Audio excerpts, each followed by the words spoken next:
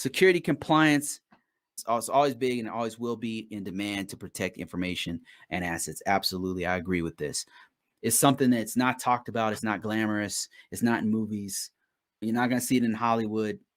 In Hollywood, they always talk about hackers, forensics, and maybe analysts.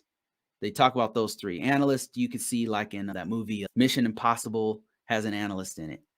Like Mission Impossible Ghost Protocol analysts. And they normally, in those government espionage ones, they always talk about analysts. Some of those guys are cybersecurity analysts.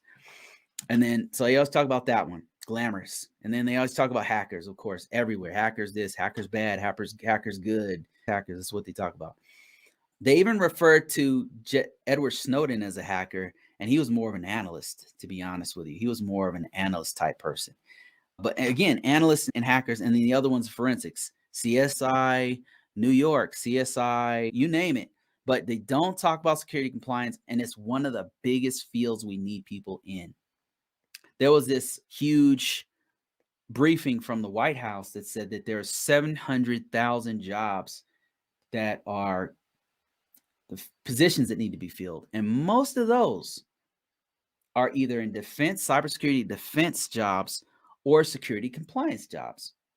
Because without security compliance, all these people getting hacked because they're not doing security compliance. If they did proper security compliance, they would be a very hard target. Even if they got hacked, the hacker wouldn't get very far. And that one Uber hack, I don't know if you guys heard about this, but that one Uber hack, the reason why the hacker was able to get as far as they did is because they didn't have basic security compliance inside their network.